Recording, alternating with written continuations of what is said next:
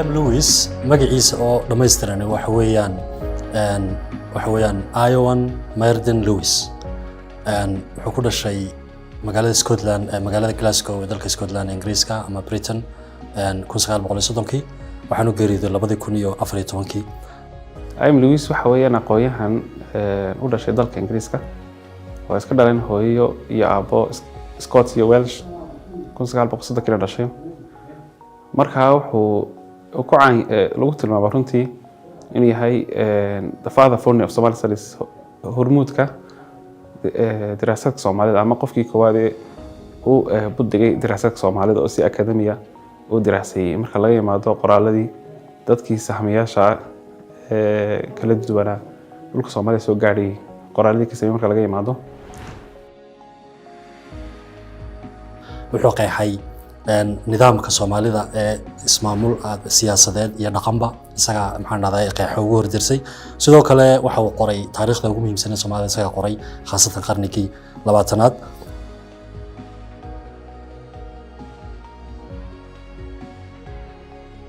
marka hore arday waxa chemistry dhigta markii dan wuxuu ogaaday ama loo sheegay inay jiraan arday in la rabo arday science background inay laga rabo social science inay ku soo biraan marka Oxford ku biiray kulliyadda sociology and social anthropology ama cilmiga dhaqamada iyo bulshooyinka marka Oxford laba nin oo waaweyn baa joogay oo ku saameeyay nin wuxuu ahaa nin asalkiisu Czech ahaa oo markaa Ingiriiska qaxoonti ku ahaa oo loo oran jiray Francis Steiner Francis waa ninka ku dhaliyay inuu Soomaalida dhex galo sababtan waxay ahayd markaa wuxuu waday daraasad uu ka helay ururka la yiraahdo International African Institute oo sameynayay markaa in dadka bariga Afrika dega ama geeska Afrika dega Horn of Africa dadka dega in daraasad lagu sameeyo wixii laga qoray la ururiyo marka isagoo uu ururiyay liiska wixii laga qoray Soomaalida ayuu I'm Lewis kula taliyay inuu mashruucan isagu qaato si wado marka sidaas uu I'm Lewis thesis-ka masterta uu ku qaatay maxaan dhahday dadka bariga Afrika inuu dirso waxaana ka dhashay runtii book uu I'm Lewis aad ugu caan yahay oo la yiraahdo Peoples of the Horn of Africa Somali Afar and Saaxo saddexda qolo ayuu baaray markii dambe Soomaalidu xiiseeyay PhD uu si gaar ah ugu qaatay ninka labaadna waa Professor Evans Pritchard waxa weeyaan hormuudkii kulliyadda social anthropology ee markaas uu dhiganayay ninkaas wuxuu darsay qaab dhismeedka bulsho ee qabiilka Nuweerka la yiraahdo Sudan oo xoogaa Soomaalida ay soo shabahaan marka mararka dambe xataa dad badan oo I'm Lewis dhaliilay waxa ku dhaliilaan inuu tooliskii ninkan uu ku darsay Nuweerka inuu Soomaalida u adeegsaday laakiin aanay ahayn marka adeegsi sax ah aanay ahayn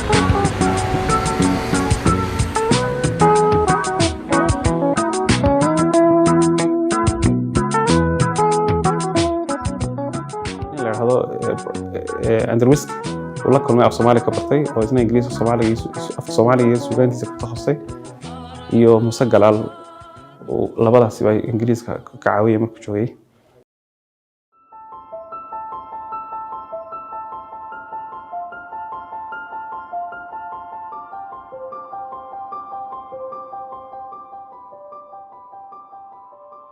markii uu go'aansaday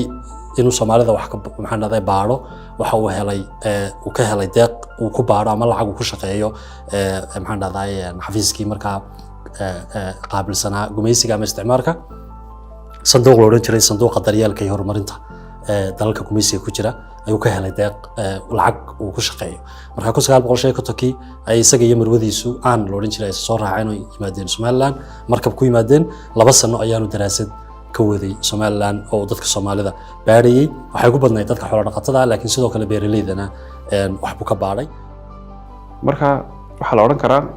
waa qofka uu qoraalka badan leh marka la joogo daraasadka Soomaalida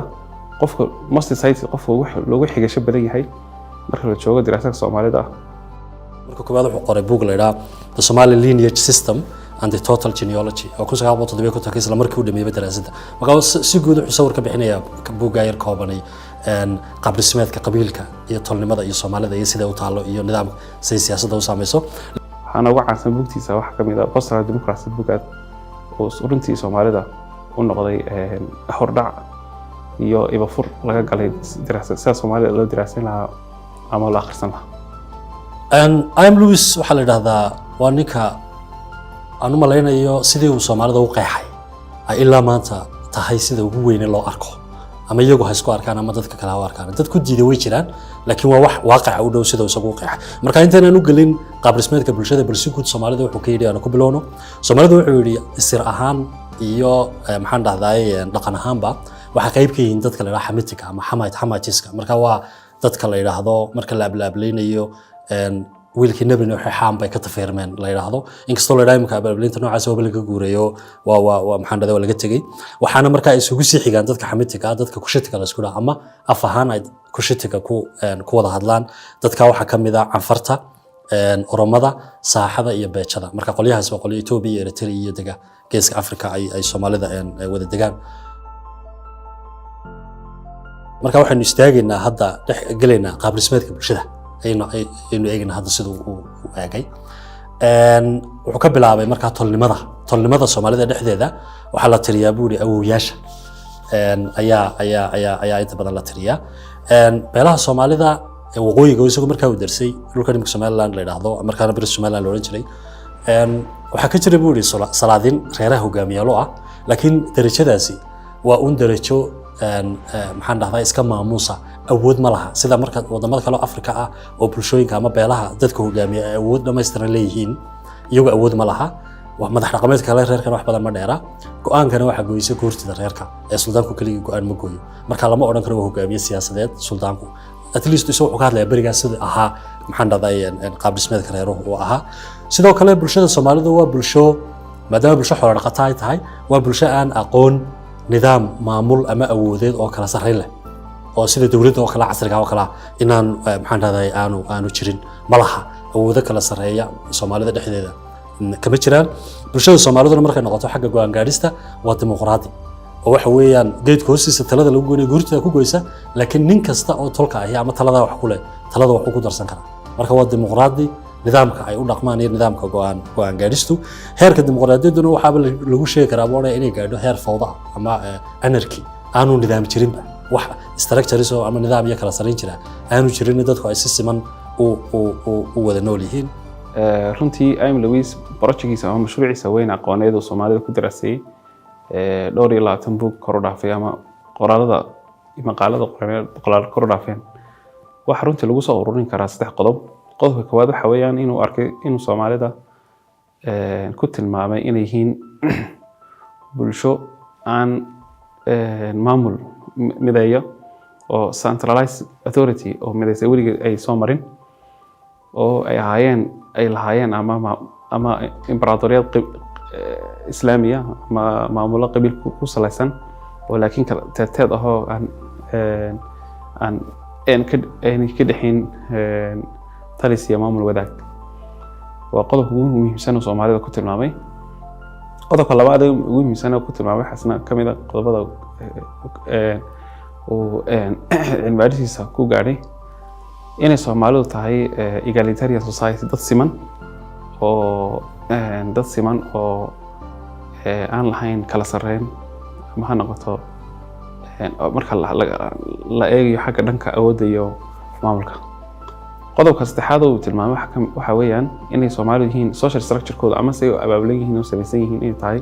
qabiil abtirsan ku beelo abtirsan ku dhisan oo base u yahay waliba lagu saleeyay labka oo wax lagu abtirsadaa aabaha badana oo dadka ugu badan shirka soo fadhiista sidoo tilmaamayo iyo garta oo waa rag marka saddexda qodob ugu muhiimsan ku soo gudbiyo nidaamka Soomaalidu nidaamka ama hanaanka siyaasadeed ee Soomaalidu kow ma laha hoggaan wax maamula madax dhaqameed ama chiefs sida dadka wadamo badan oo Afrika isticmaalaan oo awood loo iyagu hogaamiya ma jiraan sidoo kale ma jiro nidaam garsoor oo rasmi ah ma jiro oo dadka guurtida inta la isku keenay isku imaadaan geedka soo fadhiistaan go'aanka wada goynay laakiin nidaam rasmi oo sida maanta Nicholas waa xaakimiinkaas waa qaadi iyo ma iyaduna ma jirto taasina waa taa waxa kale oo sheegay markaan u nimaadna siyaasadda marka ninku Soomaaliga iyo siyaasadda halku ka istaagay iyo ciduu raacay iyo go'aanku qaadanaya waxa ku xidhan tahay tolnimada ay ku xidhan tahay markaas wuxuu leeyahay siyaasadda iyo go'aanka qofku siyaasadda halku taageeraya halku siyaasad ahaan maraya wuxuu aaminayaba waxa go'aamiya tolnimada iyo cidda uu ka dhashay ayaa go'aamisa tolnimadaasaana keenta markaa ama ay ka dhalataa midnimada siyaasadeed iyo kala qaybsanaanta siyaasadeed waa wax tolnimada ku salaysan Soomaalida wuxuu yar barbar dhigay markaa wadamada kale Afrika dalalka kale Afrika markaad eegto waxa ka jira wax la yiraahdo tribal communities bulshooyin u samaysan qaab tribes marka tribe-ka ereyga tribe oo inagu marka qaarkood reeraheennaba loo isticmaalo amni soo diiday in loo adeegsado wuxuu yiri tribe haddaad soo hadal qaado kow waxaanu ka hadlaynaa nidaam siyaasadeed iyo nidaam garsoor oo degan oo jira ay reeraha tribeska bulshooyinka la yiraahdo u samaysan beelaha u samaysan ay leeyihiin waxa weeyaan marka waa qodob aad muhiim qodobka labaadna jiritaankooda waxa ama baadi socdooda waxa kaalin weyn ku leh oo qayb ka ah dhulka halka Soomaalidu dhulku aanu aad muhiim ugu ahayn inkastoo reer walba degaan dego laakiin haddana dhulku waa dhul daaqsimeed oo cid walba u furan inay daaqi karto ma aha wax xadidan oo la oranayo reerka maxaan dhaday jiritaankooda wuxuu ku xidhan yahay toos ula xiriira dhulkaas toos ula xiriira dhul way leeyihiin degaan laakiin ma aha wax muhiim ah way guuri karaan oo waa dad sidoodana reer guura u ah weeyi tusaale ahaan oo kale haddaan tusaale ka bixino siduu u arkay markuu tafsiir ka bixinay tahay bulsho abaabul hab abtirsan ku dhisan qabiil wuxuu u qaybiyay qabiilka in kalaan sab kalaan iyo diya beenko saddexda category buu qaybiyay ama saddexda ablaableen qabiil iyo qabiil inagu marka Soomaaliyeed eegno waxaan eegnaa beel iyo jifo iyo raas iyo jilib asaas oo qaybina marka wuxuu soo ku tilmaamayaa basic Soomaalida laga qiimeyn karo wax weeye ugu hooseeya inay tahay diya been group dadka inta wax wada bixisa maktab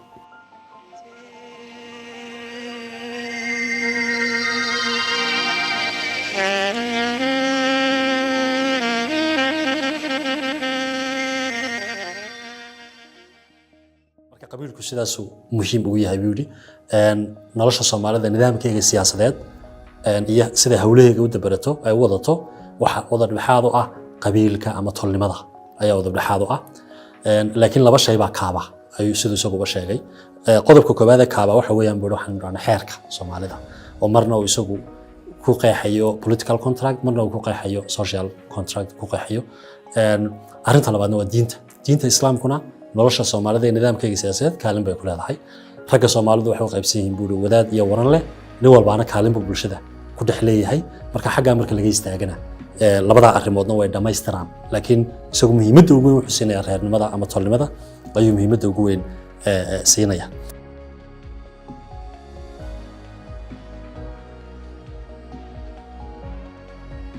Soomaalidu sidoo markaa reeruhu ay u wada noolaanayaan iyo awoodooda halka kala istaagaysa halka ku kala dhacayso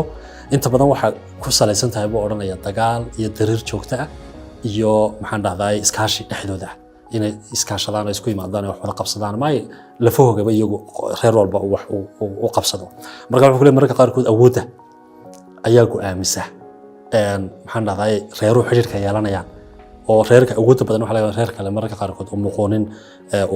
u muqooniyo marka xiriirkooda siyaasadeed wuxuu ku xiriyaa awood arintaasna waa arin runtii aad muhiim u ah oo aynu marar badan oo dambana nolosha ku aragnay Soomaalidu waxa la yiraahdaa egalitarian society laakiin sidee ku doodeen tusaale ahaan aqoonyahanka Soomaalida qaar ka mid ah waxaan tusaale soo qaadan karnaa Rashiid Garweyn oo kale tusaale soo qaadan karnaa wuxuu ku dooday in bulshada egalitarian society bulsho siman tahay inta ay isku awood tahay laakiin haddii kala awood badato ay ismuqoonayso marka markuu tusaale soo qaatay markuu darsayay daraawiishta markuu darsayay daraawiishtu ciidanka waxa ka qoratay beelaha Soomaalida waxa hore uga jiray cadaawad iyo taariikh hore ayaa dhamaantood maxaan raday dhex taalay hadhow markii awood yeesheen qaarkood gaaladii ama cidda la dagaalamayeen iska ilaaween baa waxay awood saareen reerihii ay cadaawad hore uga dhaxaysay inay ka arkoostaan oo weeraraan oo ka arkoostaan marka wuxuu yiri Rashiid Garweyne nidaam maxaan raday daraawiishtu waxa noqotoon reer kale oo Soomaalida ku soo beeray laakiin ka xoog weyn wuxuu Soomaalidu wada siyaasi inuu wada siyaasi noqdaan waxa keenay go'aanka marka go'aan gaarista la gaaray wanaga nidaamka dimuqraadiga qof kasta waxba ku tarsanaya oo cidna kama xidhna yani cid gaar ah uma xidhna marka wuxuu yiri maadaama ay yihiin dad wada siyaasiyiin oo already go'aan gaadhista iyo siyaasadda qayb ka ah taas waxay keentay inay istiraatiijiyadda ku dheereeyaan khiyaamadan ay ku dheereeyaan oo ah waxyaabaha siyaasaddu ay ku salaysan tahay qodobka kale oo sheegayna waxa weeyaan waa dad wuxuu yidhi hibe leh hadday noqoto siyaasiyiin ahaan hadday noqoto abwaano ama hal abuur ahaan iyo sidoo kale waa dad waaqiciina maadaama xaalado adag ay ku nool yihiin oo ay ku go'aan qaataan dad waaqaca inta badan ugu fiirsto waxaan la yidhaha pragmatismka la yidhaahdo waana niman aad u aaminsan buuri awoodda sare ee ilaahay iyo maxaan dhahday diintana aad ugu dhaqma laakiin arrimahaas iyaga ay u gaar yihiin ninka Soomaaliga waa qof qab leh sidoo kale waana qof furfuran oo kaftan leh maaha qof serious oo markasta yani maxaan dhahday adag oo kan maaha sidoo kale waa dad wuxuu yidhi aad ugu fiirsada ama dareen gaara siiyo kala duwanaanshaha tusaale wuxuu dadka isagoo laga yaabaa inuu waayagnimadiisa markaa sheegay dadka cadaanka ah marka ay dhex joogaan marka la macaamilaya wuxuu yidhi aad bay uga fojigan yihiin yani la macaamilkooda dad la mida inaanay ahayn way arkayaan waa dad aad u qiimeeya buu yidhi martisoorka iyo sharafta iyo magaca ay ka helaan deeqsinimada markay dadka martisooraan ay wax siiyaan aad u qadariya runtii Luis waxaa qofkii ugu horeeyay Soomaaliya si akademiya cilmi u daraasayay muddo aanay qaadatay in la challenge gareeyo aragtidiisa ama doodiisa wax laga yiraahdo ama goldolooyinka la sheego ama la liilo dadkii ugu horeeyay dhaliil waxay ka maayeen labada walaal Axmed Ismaaciil Sootar iyo Maxamed Sootar iyo Lidwin iyo dad badan oo aqoonyahan reer galbeeda inta Soomaaliya daraasaya waxyaabaha ay ku dhaliileen waxa kamid ah inuu Am Luis xooga saaray daraasaadkiisa ragga oo dumarka oo mudnaanta siiyay ragga tusaale ahaan oo kale kaalinta gabadha Soomaaliyeed bulshada ku lahayd tilmaamin qodobka labaad ee ku dhaliilay waxa kamid ah inuu Am Luis mukawinaad qaybaha ka kooban tahay haybta Soomaalida ama bulshada Soomaaliyeed inuu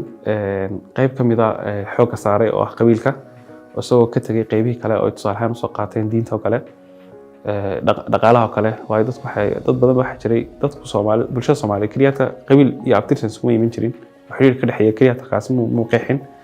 waxa kale oo qeexaysay dad xoolo dhaqataa wada hayeen dad beeraley ku wadaagi jiray deegaanada ku wada jiray dad baa jiray waxyaabaha degan oo magaalooyinka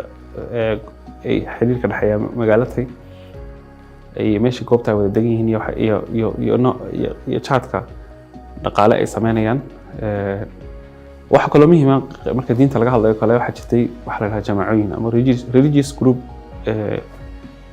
religious community wax loo bixiyay oo ah jamacooyin baa loo yaqaan Soomaaliya marka la joogo oo waxa jira magaalooyin badan hadda Soomaaliya la yaqaan oo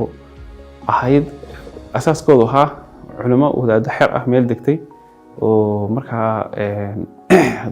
qabiilo kala duwan ka kooban oo marka goobihii ay deegaanay nolol ka samaystay waxbarasho iyo caafimaad iyo biyo iyo dadka isu yimaadeen marka dooda ugu badan waxa ka imanaysa dooda ah kaalinta uu siiyay qabiilka ama reernimada oo wuxuu siiyay kaalin aad u weyn oo wuxuu yidhi siyaasadda iyo bulshada qaab dhismeedkeega wax walba waxa go'aamiya reernimada si aan soo sheegnay qodobkaas ay ku diideen marka iyagu Cabdi Ismaaciil Samatar doodiisa waxa ka soo qaadanaya laba qodob qodobka koobaad wuxuu yidhi nidaamka siyaasadeed ee Soomaalidu wuxuu ka kooban yahay 3 tiir tolnimada diinta iyo xeerka Am Luis saddexda uu sheegay isna uu soo sheegay laakiin wuxuu yidhi waxa yani la siiyay mudnaan aanu lahayn oo ka badbadina tolnimada labadii kalena waa laga tagay laakiin doodiisu marka waxa weeye Samatar lama kala reebi karo saameynta saddexdan nidaamka siyaasadeedna ma shaqayn karo haddii mid laga tago marka wuxuu yidhi Am Luis iyo dadka la midkii waxay sameeyeen waxay xoog saareen tolnimadii oo ay siiyeen kaalin aad u weyn oo ballaaran ay siiyeen taas waxa keentay xataa inay bulshadii saameyso bulshadii ama siyaasadii oo kale ay soo baxdo siyaasad qabiil ku salaysan oo diintii ka maran oo xeerkii ka maran ay soo saarto marka wuxuu yidhi in keligii yani saa loo buunbuniyo maaha qodobka labaadna bulshadii isbedel baa ku dhacay bulshadii marka hore qaab waxa noolayd soo jireenkii nidaamkii hore la yaqaanay dhaqanka ah ay u noolayd nidaamkii uu isbedelay oo tusaale ahaan kow dhaqaaluhu marka hore wuxuu ahaa dhaqaale dadku ay noloshooda kala soo bixi jireen dhaqaalihii ganacsi buu galay dhaqaaluu galay wax soo saar buu galay faa'iido galay dadna waxa samaysay dabaqado qodobka labaadna waa maxay waxay noo yimid dawladii casriga ahayd ay noo keeneen gumaysigii taasina waxay soo saartay dabaqado gaar ah dad wax bartay ama dad magaranaysa siyaasadda ku jira ama si kale marka bulshadii waxay leeyihiin imika looma qaybin karo reero waxa ka muhiimsan in loo qaybiyo classes ama tabaqado in loo qaybiyo ay qabaan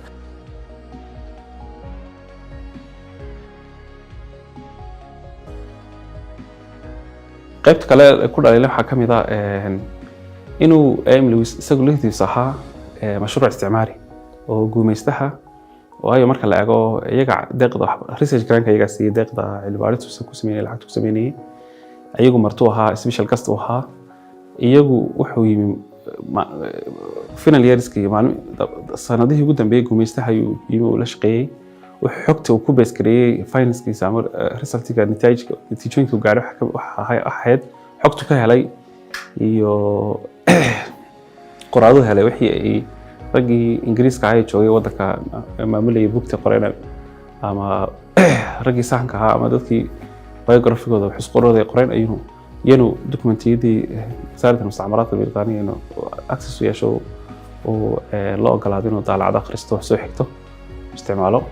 marka waxay ku tilmaamay mashruuc waxaan tusaale ahaan arintaas Emily Lewis wuxuu mashruuciisa wuxuu ka saaray saameynta ku lahaa ama saameynta aan wanaagsaneyn ee uu ku lahaa guumeystuhu nolosha Soomaalida tusaale ahaan oo kale xilligii guumeystuhu waliba sanadihii dambe deegaanka saameynta xun u geystay waxa kamid ah inay Soomaalidu waxa la yiraahdaa waaga ninka Soomaaliyeed saddex meelood meel baa dhimatay waaga dagaalada daraawiishka ku dhintay deegaanku hub badan baa lagu isticmaalo aad baa cudurro fara badan Soomaaliya markaa ku cusub aad ugu faaftay nabad guur badan baa dhacay dhir badan baa dabar go'day dalagii afan luqdaasankiiba aad u yaraaday xoolihii baa yaraaday markaa saameynta xun uu ku lahaa iyo dhibaatada ku lahaa nolosha Soomaalida oo runtii mashruuciisa mu tilmaamin runtii gabagabadii Emily Lewis qof saameyn badan buu lahaa qoraal badan ka sameeyay dadkii ugu horeeyay wax ka qoraysay academic ahaa dad badan baa ku daba feelay Siciid Samatar ka mid yahay oo yani arday iyo jidkiisa raacay Siciid Sheekh Samatar iyo dad badan oo lamid ah hadda waxa jira Marcus nin researcher dhalinyaro cilmi-baara waa laftiisa jidkiisa haya marka runtii critique ama dhaliil iyo godolooyin badan oo loo soo jeediyay laakiin waxaan moodaa inay raad leedahay iskuulkiisa doodiisa wali sii jirto oo dadku si dadban si toos ah u saameeyeen doodaha ugu badan qoraalo badan oo daraasaad Soomaalida qoraayo badan oo ama cilmi-baaris badan oo daraasaad Soomaalida wali wax ka qora inay wali afkaartiisa si balbalaaranayaan aad ugu saameeyeen